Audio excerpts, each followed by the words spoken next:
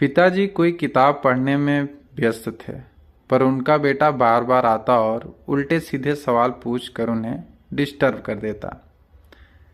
पिता के समझाने और डांटने का भी उस पर कोई असर नहीं पड़ा।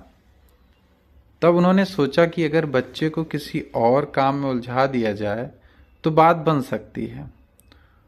उन्होंने पास ही पड़ी एक पुरानी किताब उठाई और उसके पन्ने पलटने लगे।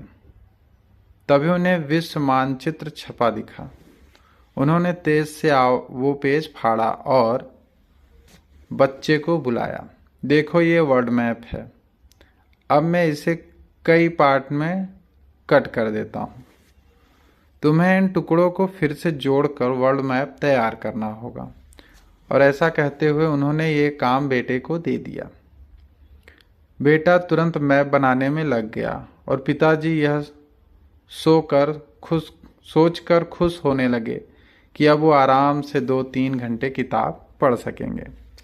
लेकिन ये क्या, अभी 5 मिनट ही बीते थे कि बेटा दौड़ता हुआ आया और बोला, ये देखिए पिताजी, मैंने मैप तैयार कर लिया है। पिता ने आश्चर्य से देखा। मैप बिल्कुल सही था। तुमने इतनी जल्दी मैप कैसे जोड़ दिया?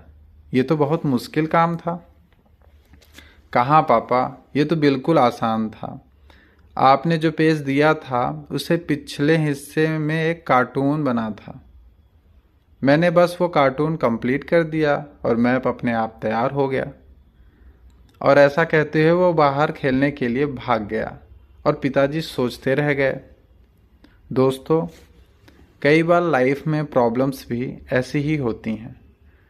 सामने से देखने पर वो बड़ी भरी भरी भरकम लगती हैं, मानो उनसे पार पाना असंभव हो। लेकिन जब हम उसका दूसरा पहलू देखते हैं तो वही प्रॉब्लम आसान बन जाती है। इसलिए जब कभी आपके सामने कोई समस्या आए तो उसे सिर्फ एक नज़रिए से देखने के बजाय अलग अलग दृष्टिकोण से देखिए। क्या पता वो बिल्कुल आसान बन जाए। धन्यवाद।